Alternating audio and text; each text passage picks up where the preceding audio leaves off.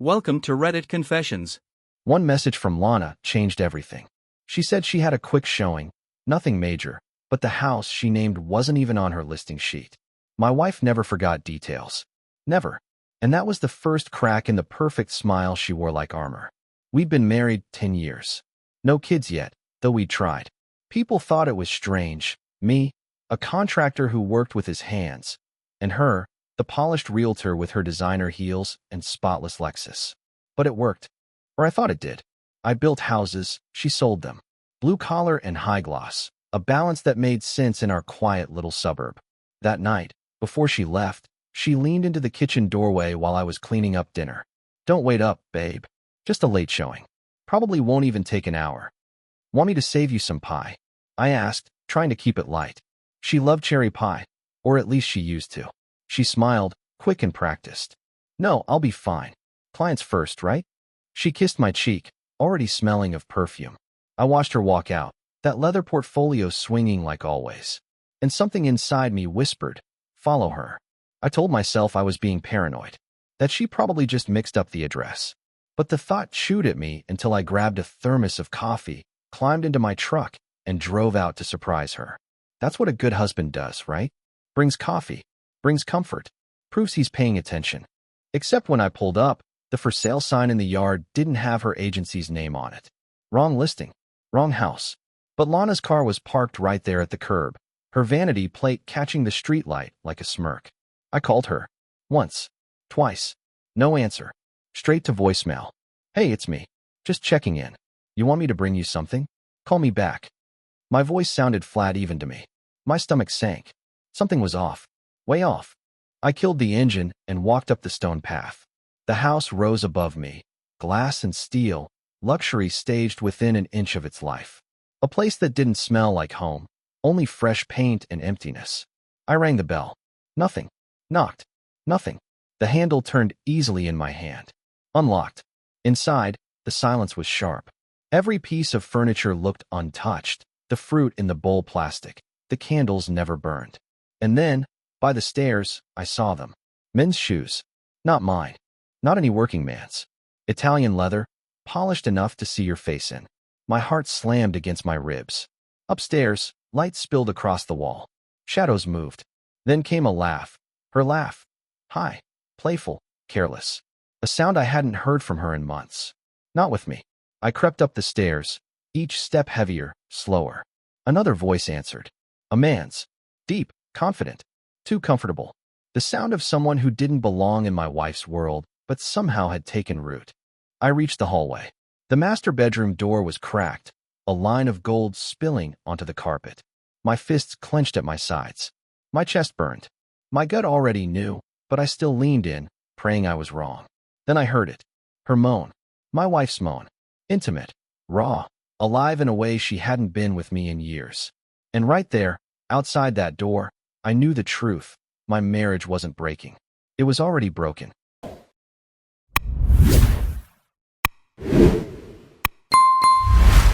She was laughing like she didn't have a husband waiting at home. I pressed my eye to the sliver of light in the doorway, breath caught in my throat. The master bedroom had been staged like every other room in the house. Cream linens on the bed, art hung just crooked enough to feel natural. But it wasn't the furniture that froze me. It was her. Lana wasn't in her blazer, her heels, or even her dress from earlier that night. She was in lingerie, black lace, the kind she hadn't worn for me in years. My wife, the woman who once scolded me for leaving mud tracks through the kitchen, was sprawled across a stranger's bed like it belonged to her.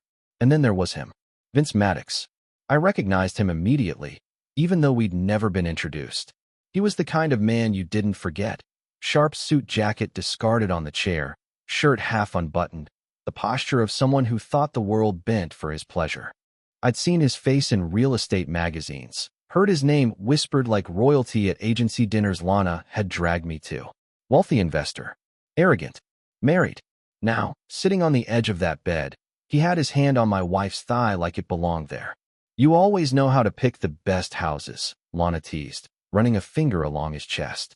"Better than anything I'd show a real client." "Clients don't need this kind of attention," Vince said with a smirk. "Besides, I like watching you pretend." That little act you put on, the professional smile, the perfect pitch. And then the second the doors close, he leaned in, kissed her neck. You're mine. Lana giggled, tipping her head back. I told Jack I'd be late. He doesn't ask questions anymore. The words cut deeper than any blade could have. He doesn't ask questions anymore. As if my trust, my loyalty, were weaknesses. As if the life I built with my hands was something to laugh at. I should have stormed in right then. Should have ripped him away from her and demanded answers. Should have shouted, cried, broken something, anything. That's what movies teach you husbands are supposed to do when they catch their wives cheating. But I didn't. I stayed in the shadows, my hands trembling at my sides. Because while they touched, while they laughed, while they betrayed, something colder was carving itself into my chest. Rage, yes, but sharpened into something else. Calculation. Strategy. She thought she was playing me. She thought I was a fool. No, she had no idea who she married. I slipped back down the hall, down the stairs, every step deliberate. My pulse was thunder, but my face stayed calm. By the time I reached the front door, my hands weren't shaking anymore. They were steady, solid, like when I lined up a beam before driving the nail through. I glanced once more at the shoes by the stairs. Perfect, polished, untouched by real work. I thought about my own steel-toe boots waiting in the truck. The difference between us couldn't have been clearer, and it gave me focus. I stepped outside, the night air biting against my skin. I didn't slam the door. I didn't yell. I didn't call her phone.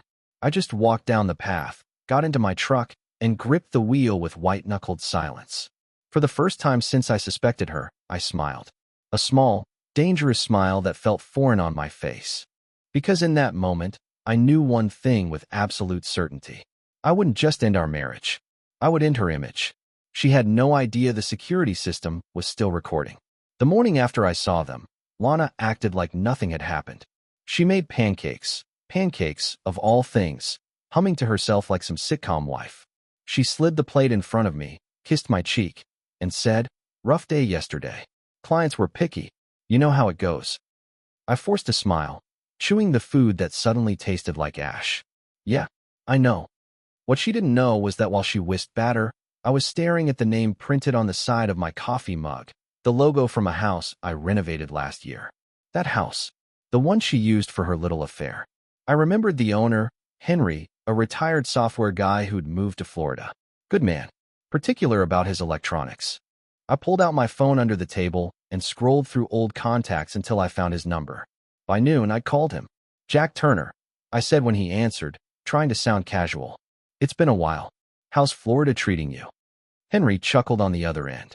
"Hot, humid, full of retirees who drive like they've got one foot in the grave. You?" "Busy as ever." I hesitated, then added, "Actually, I wanted to ask about the house. You still got the security system hooked up?" "Oh yeah. Whole place is wired. Cloud storage, 24/7. Why?" I tightened my grip on the phone. Had some, concerns about a realtor showing it.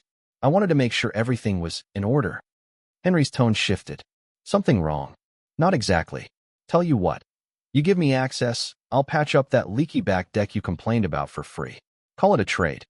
A pause, then a laugh. "You always were a straight shooter, Jack. Fine. I'll send the login."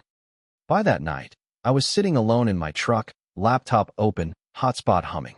I typed in the credentials Henry sent me, heart hammering as the screen filled with thumbnails. Rows of videos, each time-stamped, each saved. I clicked the most recent one. The feed flickered to life, grainy but clear enough to see. Lana, walking into the house, laughing, tossing her purse onto the counter.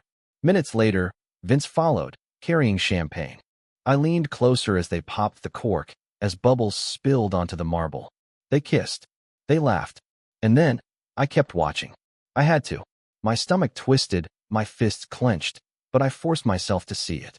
Every touch, every betrayal, every detail of her body given to someone else.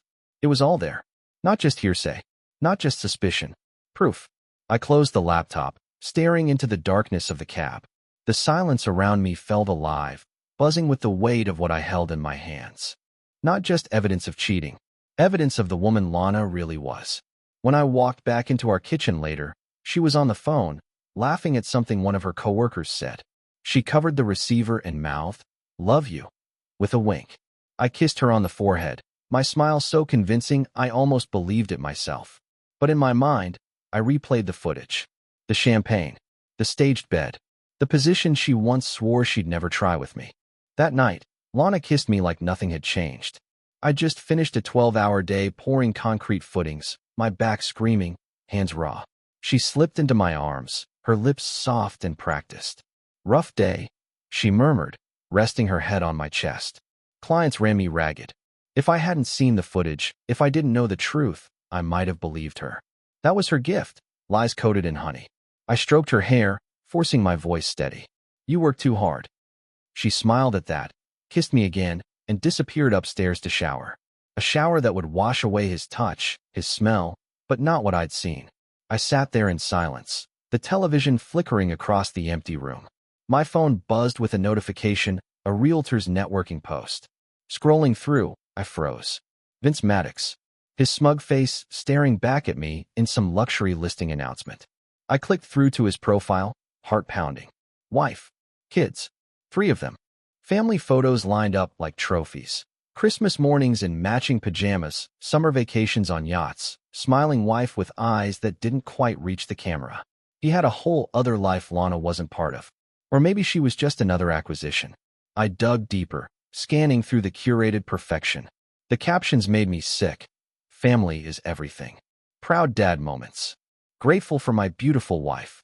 Meanwhile, last night, he'd been sprawled across a stranger's bed with my wife in lingerie. That's when I saw it. A new notification. Follow request, Vanessa Maddox. My blood ran cold. His wife. She had just followed me on Instagram.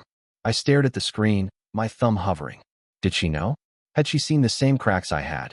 Or was this just coincidence? A polite suburban gesture from a woman who had no idea her husband was screwing a realtor in empty houses? My pulse quickened. If she knew, she could be my leverage. If she didn't, well, maybe it was time she found out. I accepted the request, my heart pounding in my ears. Within seconds, a message pinged.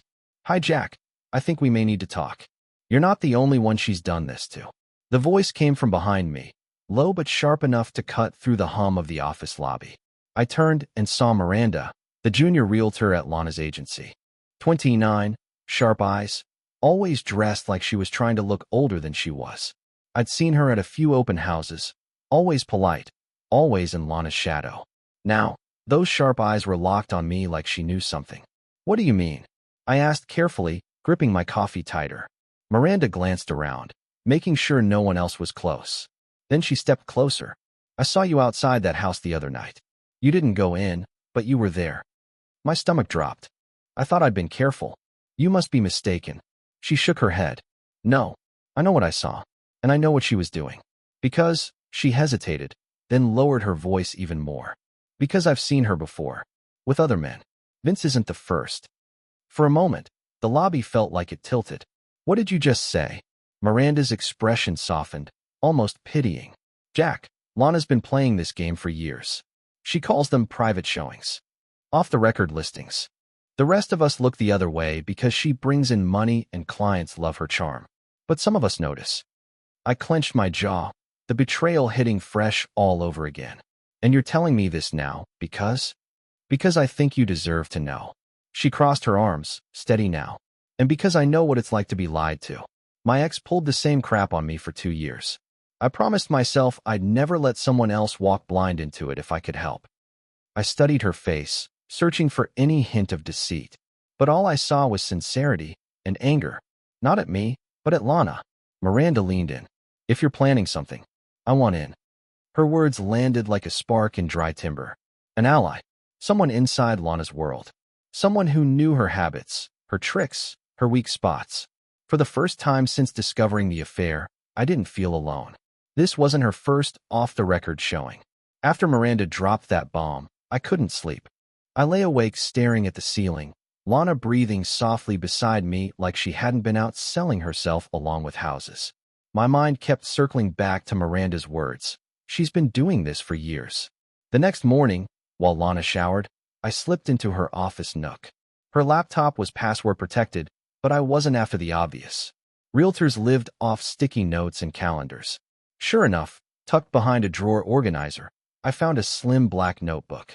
Property addresses, dates, times, but not all of them matched the official MLS sheets I'd seen. Flipping through, I noticed certain addresses marked with a star, a different kind of star. One page had a name scrawled in the margin, V.M. Another, R.C. Whoever they were, it wasn't business. It was something else. I took photos of every page with my phone, my pulse racing. When I closed the drawer, I caught a glimpse of myself in the reflection of her diploma on the wall. My face looked older, harder. A man with truth in his pocket and revenge in his eyes. That night, I told Miranda. We met at a diner on the edge of town, the kind of place nobody from her agency would bother with. Over burnt coffee and cracked vinyl booths, I slid my phone across the table. Recognize any of these? Miranda scrolled, her lips pressing into a line. Yeah, these are not official. These are her playgrounds. Playgrounds. She uses them for affairs. The agency calls them ghost listings. Sometimes investors don't want their properties public yet. Lana abuses that privacy, sets up fake showings. Most of us suspected, but she trailed off, shame flickering in her eyes. I didn't think she'd drag it this far. I clenched my coffee mug. She has a system. Miranda nodded. Which means there's a trail. If you want to expose her, this is where you start. Later that week, while Lana was out on another showing, I searched her vanity drawers. Lipsticks, powders, receipts for dinners I'd never attended. And tucked deep inside a makeup bag, a phone I didn't recognize. A burner. My chest tightened as I powered it on. No passcode. She must have been careless, too sure of her lies. The messages were all there. Threads of conversations with different numbers, different men. Code words like tour and showing. Pictures she'd sent, not explicit, but suggestive enough to make my blood boil. Then I found the last message. See you Thursday. Same place. Bring the champagne. I stared at the glowing screen until my vision blurred. Thursday, 2 days from now. She thought it would be just another secret showing. She had no idea I'd be waiting. She thought I was working late. In reality, I was wiring a luxury home with microphones. The address from her burner phone led me to a property still under final inspection. Brand new, staged, and empty. Perfect.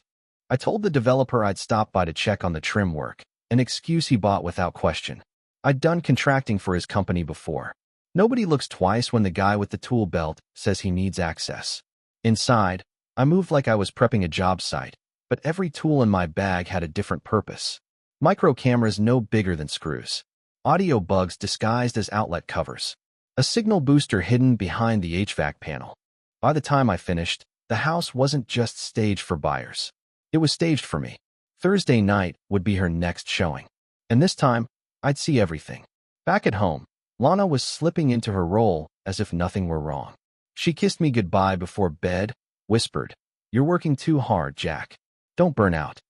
The irony almost made me laugh. When Thursday came, she left in her Lexus, dressed in another perfectly tailored dress. I waited 15 minutes, then pulled up the feed on my laptop. Grainy at first, then clear. The door opened, and there she was, smiling, glowing, pouring champagne like it was a celebration. Then Vince walked in. He carried himself like he owned the place. Tossed his jacket over a chair, loosened his tie. But what made my blood run colder wasn't the way he looked at her. It was what he said. "You're running out of time, Lana. Your husband's not an idiot." She laughed, too quickly. "Jack? Please. He barely notices when I'm home. Contractors don't think about things like that." "Don't underestimate him," Vince said, sipping from his glass. "He's blue-collar, not blind. And when he figures it out, what then? You think I'll leave my wife? My kids? You think I'll risk my empire for you?" Her smile faltered. "You said." "I said I like the thrill," Vince interrupted. "But women like you burn out fast. Desperate to keep up appearances. Always chasing status. You can't even admit you're scared of losing what you've built." Lana's voice dropped, sharper now. "You need me more than you think." He chuckled darkly. "We'll see." I leaned back in my truck, watching the feed. My chest was tight, not just with rage, but with something sharper, clarity. She wasn't just betraying me. She was clinging to a fantasy, playing a role she thought she could sustain forever. But Vince had just given me something I didn't expect. Her weakness. He smiled and shook my hand. The man who slept with my wife. It was a charity gala at the downtown Marriott, the kind of event Lana lived for. Black tie, Open bar, socialites dripping with diamonds. She spent hours in front of the mirror, curling her hair, painting on that perfect mask. "Don't embarrass me tonight, okay?" she'd said before we left, smoothing my tie with a patronizing little pat.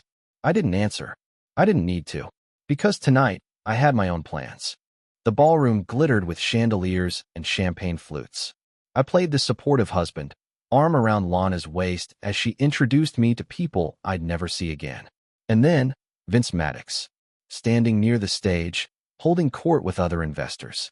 His eyes flicked to Lana, then to me. A flicker of recognition, quickly smothered under his practiced grin. "Jack Turner," he said, extending his hand like we were old friends. "I've heard a lot about you."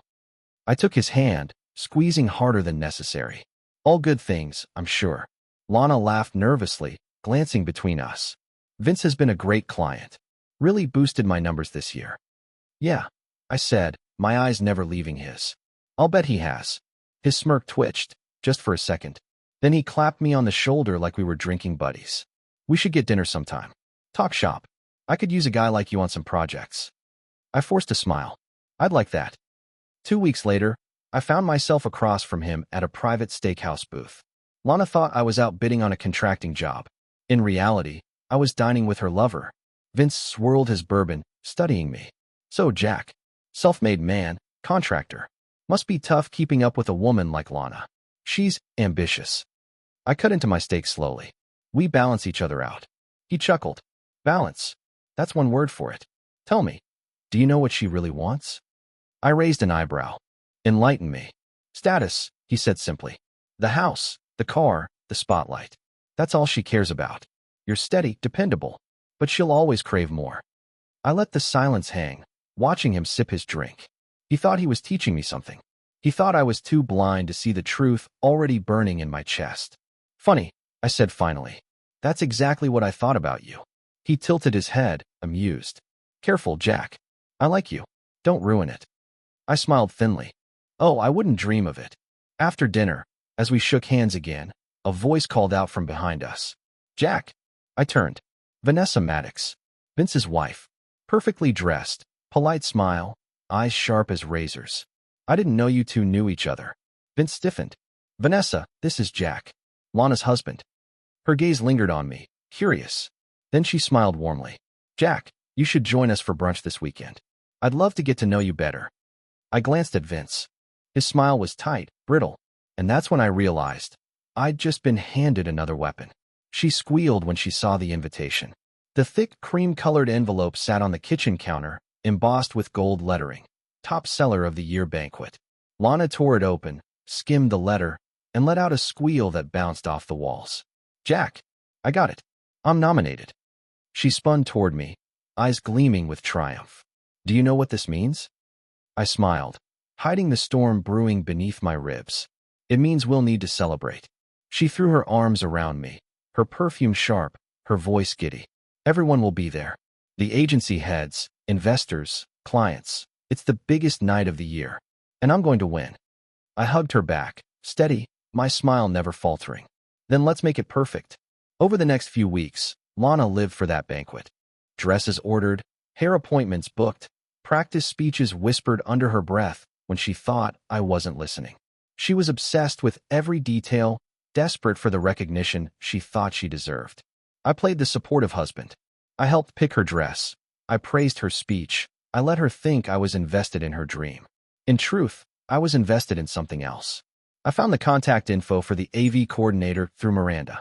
A man named Tyler, underpaid and overworked, running sound and video for the event. A few $100 in cash and a simple request were all it took. "Make sure this video file replaces the award reel," I told him, sliding a USB drive across the table in a dim bar. "Play it when I text you the signal." Tyler hesitated, eyeing the drive. "What's on it?" "Proof," I said flatly. "And the truth." His eyes flicked to the money. After a moment, he pocketed both. "You'll get your cue." At home, Lana rehearsed in front of the mirror, glass of wine in hand. To my colleagues, to my clients, to my husband, Jack, who supports me every step of the way. I sat in the armchair, watching her reflection. Her voice was steady, her smile dazzling. Anyone else would have believed her, but I'd seen what lay beneath. I thought of Vince. Of Vanessa, of the burner phone and champagne and her whispers in the dark. And I knew this wasn't just about revenge anymore. It was about exposure. The whole world needed to see her for who she really was. She turned, grinning. How do I look? I raised my glass. Like a star. And stars, I thought, burn out in front of everyone. I swear, it's the last late night before the banquet. That's what she told me, leaning down to kiss my cheek as she grabbed her keys. She was radiant in her fitted blazer and heels, her eyes bright with practiced sincerity. Just one more client, Jack. Then it's all about us this weekend. I smiled like I believed her. Knock him dead. As soon as the Lexus pulled out of the driveway, I slipped her AirPods case from her purse. She never noticed I'd synced them to my phone weeks ago. While she thought they were just earbuds, to me they were a tracking beacon. The dot on my map moved steadily across town, then stopped at an address I didn't recognize. Not on her official listings. Not even on the ghost listings I'd photographed from her notebook. Curious, I drove. Slowly. Quietly. Keeping distance until I pulled into a dark street lined with unfinished houses. Her car was there, parked under a half-built frame of a property not yet on the market. I killed my headlights and waited. 5 minutes. 10. Then I saw her, walking up the path, glancing over her shoulder before slipping inside. She wasn't alone. A man followed. Not Vince. This one was younger. Tall, tailored, maybe mid-30s. I didn't recognize him, but the way Lana's hand brushed his arm told me everything. This wasn't business. This wasn't innocent. I crept closer, heart hammering as I peered through the uncovered window. They stood in the living room, the drywall unfinished, wires still hanging loose. She laughed, tugging him toward the staircase like she'd done this 100 times before. The sight made bile rise in my throat. Vince wasn't her only betrayal. He was just one of many. I pulled back into the shadows, my chest tight with a fury I could barely contain. One man I could almost stomach. But 2, 3, how many more? She wasn't just cheating. She was collecting them. Every room had a camera. Every lie had a witness. I didn't sleep that night. Instead, I sat in my truck outside that half-finished property, my laptop balanced on the dash, streaming the feeds from the bugs I'd planted in her other showings. Vince wasn't the only man on tape. There were others. A senior partner from her firm. A married developer. Even a client she once bragged about closing a $1 million sale with. Different men. Same script. Champagne. Laughter. Her in lingerie or half-button blouses. Their voices blurred together, each one a mirror reflecting the same truth. Lana wasn't leading a double life. She was running a whole damn theater production, and I'd been cast as the oblivious husband. By sunrise, I had enough footage to bury her. Hours of video. Dozens of angles. Proof no one could deny. Later that day, I met Miranda again. Same diner, same cracked vinyl booth. I slid a flash drive across the table. You want it in? Here it is. She plugged it into her laptop, brows furrowing as the clips played. Her lips parted in shock. Jesus, Jack, this isn't one mistake. This is her career. I nodded. And I want the people who sign her checks to see it. Miranda exhaled, leaning back. I can make that happen. I know the board members. I'll leak it anonymously. They'll have to act. She's put the agency at risk. Ethics violations, reputation damage. They won't let her survive this. I studied her. You sure you're willing to risk it? Her eyes hardened. After what she's done? Absolutely. That afternoon, while Lana prattled on about dress fittings and banquet seating charts, I sat quietly across from her, imagining the walls closing in. She thought she was untouchable, the golden girl of the agency. But Miranda's message came through just before dinner. Emergency board meeting scheduled. Tomorrow morning. Her name's on the agenda. To my beautiful wife, the hardest working woman I know. That's what I said into the microphone, glass raised high. The ballroom glittering under crystal chandeliers. The crowd erupted in polite applause, some women dabbing their eyes, the men nodding approvingly. On the surface, I looked every bit the devoted husband, proud of his wife's success. Lana beamed at me from her seat, her sequin gown catching the light. She looked like royalty, glowing under the attention she craved more than anything. She mouthed, "I love you," and the crowd swooned. Inside, I was cold steel. The banquet was everything Lana had dreamed of, champagne flowing, investors schmoozing, cameras flashing as the agency's elite circled like vultures dressed in designer suits. and I played my part flawlessly. I shook hands, smiled for pictures, laughed at jokes I didn't hear. I was the foundation she leaned on, the rock she bragged about in her speech. She stood at the podium next, voice trembling with emotion that sounded real if you didn't know her. This award isn't just for me. It's for everyone who believed in me. My colleagues, my clients, and most of all, my husband, Jack. He's been my anchor, my support, my everything. The room applauded, cameras flashed, and she looked at me like she'd just sealed her perfect narrative. I smiled back. My hand tapped my phone in my pocket, one signal away from detonation. I lifted my glass again, locking eyes with her.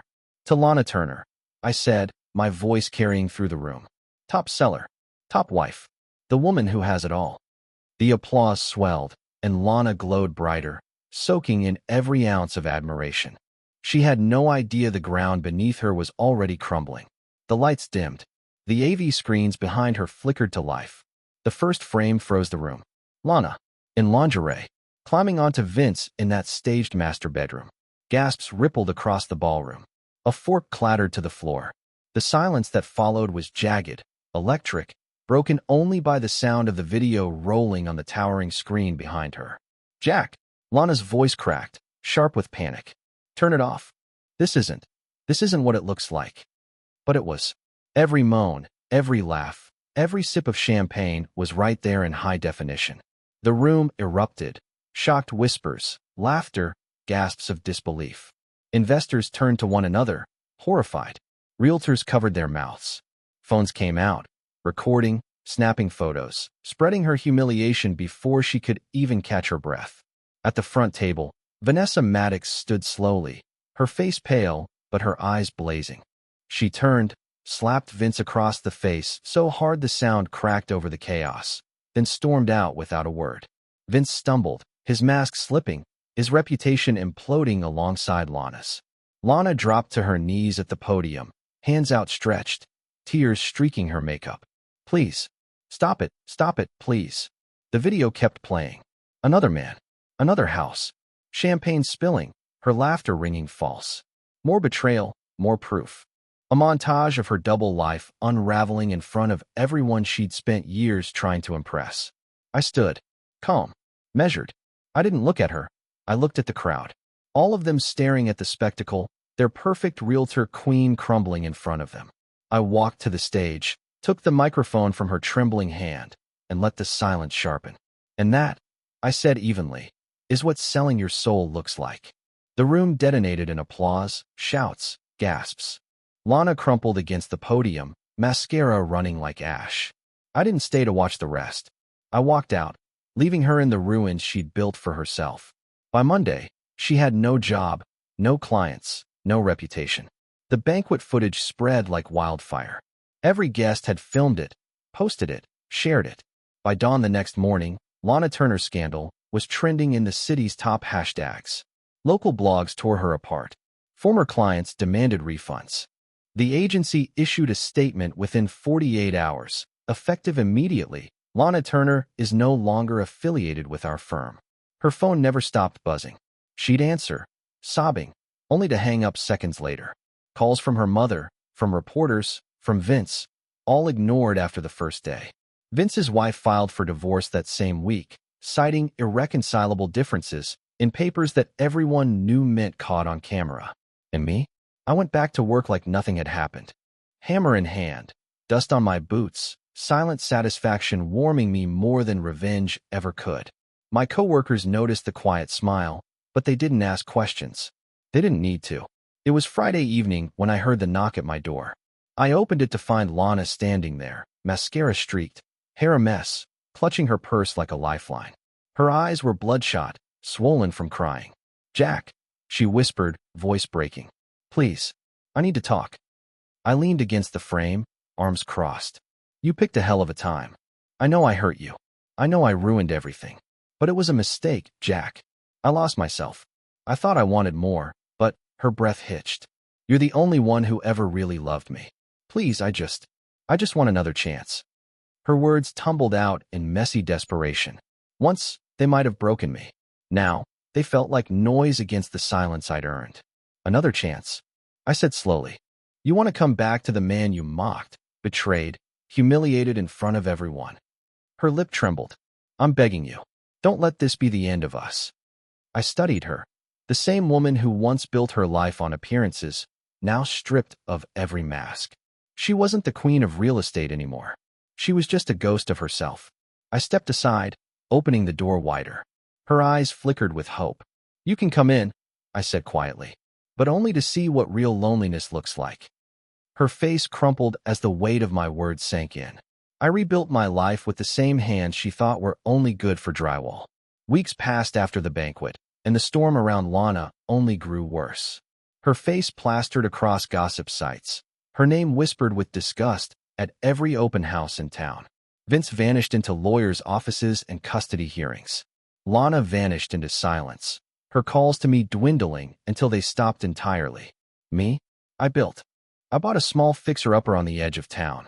A tired house with good bones, the kind everyone else overlooked. Perfect for me.